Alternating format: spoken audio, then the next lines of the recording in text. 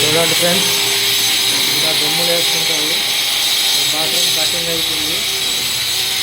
ఎలా ఉన్నా చూడండి ఫ్రెండ్స్ దుమ్ము. సబ్స్క్రైబ్ చేసుకోండి, ఫాలో కండి. వర్క్ నచ్చితే వర్క్లు ఇవ్వండి. చూడండి